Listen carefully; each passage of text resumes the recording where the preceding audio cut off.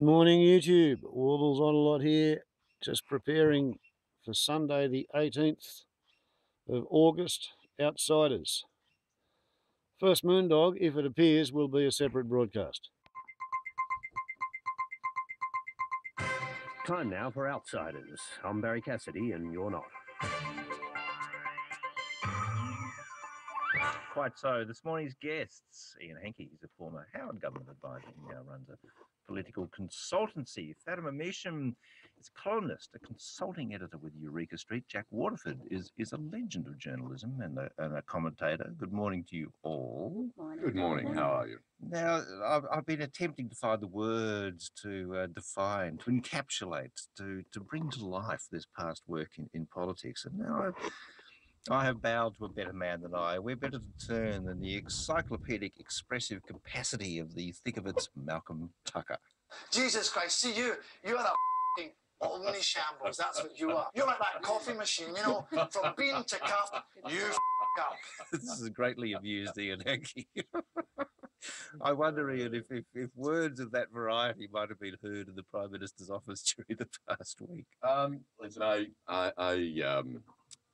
I don't quite subscribe to Mr. Tucker's view of the week, as you might gather. Omni-Shambles, Ian. But it is a beautiful word, But no, listen, I read some of the media this week, obviously, I think we all did. And I've read particularly, some of the material in the Fairfax columns. And I think whilst many of the issues could have been handled better, there are some fundamental issues at play here. And I'll just very briefly touch on them. For example, with the same-sex marriage debate that was going on, the Prime Minister had to, it's basically 70% of the coalition don't support same-sex marriage.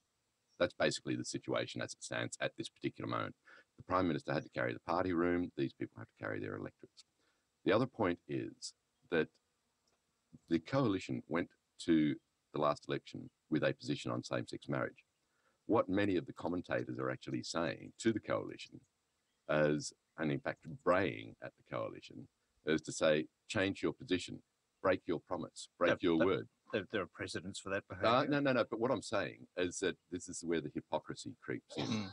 On one particular issue, say on an issue with to do with the budget, which I think is far more important than same-sex marriage as an issue, we are vilified if we break a promise because the journalists don't agree with it or the commentators don't agree with it. But they're happy for a government to break a promise in an area of policy that they agree with. You've got to be consistent if you're going to accuse a government of something. I think I'm just raising those so when you have Mr. Tucker talking about an Omni-Shambles, and I've seen some of the commentary from the so-called analysts in the papers, they're actually not very clear. A lot of the analysis that came out this week was rooted more in personal belief and opinion rather than analysis of the actual real facts surrounding what was going on. But having said that, I do think the Prime Minister's office or Prime Minister could have handled the whole same-sex marriage thing a lot more efficiently. What do you think, Fatima? Is the government being pushed, sort of dragooned into change, as Ian suggests, into changing its position? I mean, we have a fairly clear sense of what public sentiment is around same-sex marriage. That's not where the government wants to be or where the PM wants to be. Are they somehow compelled to make that switcheroo midterm? I'm not really sure. I think the pattern for this government around same-sex marriage has been to put it off. Like I remember only a couple of months ago, the Prime Minister said, if there were a cross-party bill that was put forward, then, we'll have a look at it. But now he's kicked that can much further down the road. So I think it's just been all sorts of strategies and tactics to actually put it off and not. But nevertheless, that's the point. Is the both parties, in fact, went to the last election with a position, and so my argument is that it's okay to break one promise if you agree with breaking that promise. But it's not okay to break other promises. All of which probably says something for the merits of the plebiscite idea. Well, it is. And in fact, that's another part of the hypocrisy that shone through this week from the Labor Party, particularly Penny Wong, who was very vocal in her support of the plebiscite that happened in in Ireland, and was most vocal in support, saying what a great thing, and I think it is. But when the government proposes a plebiscite, I should say, well, I'm going to be in more trouble than Ned Kelly.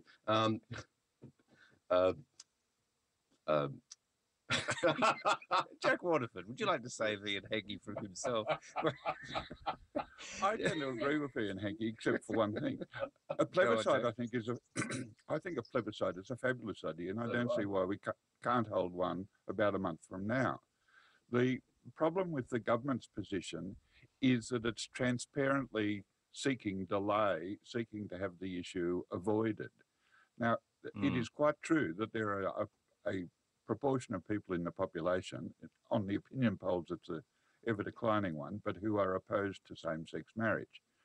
But if politicians want to get off the hook about letting the thing go through, then the idea of turning it over to the people is not repugnant in the least bit. No. I don't think it's repugnant in principle, or given that it's, if you like, not in a direct zone of politics, but in the area of moral choices or something, if it is, then plebiscites can solve it. Isn't there an interesting aspect of that, Jack? I mean, setting the issue itself aside slightly, I mean, it's almost a defining piece of politics for this government, a thing that could be a great positive for it externally, but the internal politics of the party and the coalition demand that the PM take a harder conservative line. He's really caught between those two things.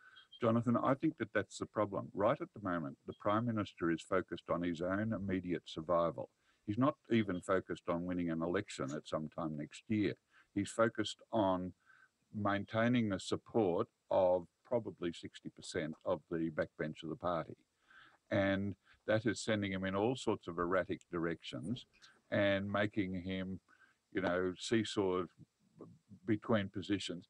One of the other things about the marriage thing, of course, is that the issue has been around for ages, and the idea that there was something imminent and a decision having to be made last week has been around for at least 4 or 5 months. We knew it would come to that head. I mean, Ian, you're not on board with that point about internal survival. I mean, no. The backbenchers do represent their electorates or what they believe is going on in their electorates. There's no two ways about it. About 70% of them would appear not to support gay marriage. And so they have a responsibility and a duty to actually articulate that position if that is what they believe. Reflecting their electorates and not their personal. Exactly, and I think that's right. And some of them will have a personal position, and it's much the same in the Labor Party as well. I might, of course, yes. And there is an irony, despite all the sound and fury about this. I suspect even if there was a free vote held at the moment, I don't think it'd pass Parliament. That may well be the case. Yeah, that's my guess. I think there are problems with the plebiscite, though, and I know you know, Jonathan was saying before that if it's just a yes or no, then it's straightforward and will be over and done with. But the thing is, one, we've got a highly disengaged electorate. Like, I think there was a poll a while back where you know, they don't know, and somebody else would probably win the election if they ran. You know, today. So it's a disengaged electorate. I'm not sure that dragging them to a plebiscite is going to be particularly good for the government. The other part of that is that the electorate's constantly being told that the budget is tight and that they should, you know, just bear the pain of all these funding cuts. And yet now we're talking about throwing millions of dollars into a plebiscite when the polls already say that the majority of Australians actually support same-sex marriage. Well, whatever happened to representative democracy? Like, if we're going to put every issue to a plebiscite. No, and of course not. But with some major social issues, there is a degree of divide within the community. I personally don't see any difficulty with having a plebiscite on it. I think the message... It would leave us in no doubt. I mean, we can quibble on the polls. And then you can quibble about it or whatever. But I think a plebiscite is a good way to go with this particular social issue. Who gets to decide the question, though? Oh, the Parliament will decide that. And I think that question, it needs to be very neutral. Exactly. It needs to be very simple. I agree with you 100%. But I think I don't think that's Tony Abbott's strategy. I suspect you might be right. Simple and uncomplicated question. Well, we are yet to see, so I'm not going to prejudge something. Outsiders here on Sunday Extra, Ian Hackey, Fatima Misham and Jack Waterford. I mean, the interesting thing, Jack, is that was at the beginning of the week, and it was a self-created, from the point of view of the government, blip in the news cycle, which eclipsed their messaging on climate change targets. And then we rolled seamlessly out of same-sex marriage and a bit of negative press around climate change into a series of other overlapping issues that really marked the week. I mean, this is the thing for the government, isn't it? They struggle to actually get their snorkel above the water and make some constructive noise of their own design. The thing that I've noticed is, you were talking to Jack. Well, no, but you know. Well, I'll pick it up very quickly. The thing is that the government is no longer very much in charge of events. And it's not because it's been drowned out of the chorus. It is because it itself is prosecuting very little by way of a substantial agenda. It's throwing up a few positions and so forth to see how they're operating, but it is not really doing very much in the way of governing. But as we saw with Syria, notably this week, it was thrown out by a humble backbencher. Do you subscribe to the Sally Young view of a good government as judged by just on the volume of legislation it passes, Jack? Because no, not I entirely. actually don't think that's a particularly good measure of good or effective government myself. No, Ian, you may well be right about that. But the idea that the government is purposeful, being seen to do something and being seen to go in a general direction, which has been constantly communicated and reinforced to both your own party, to the Parliament at large and to the nation at large. This is where the government is falling down at the moment.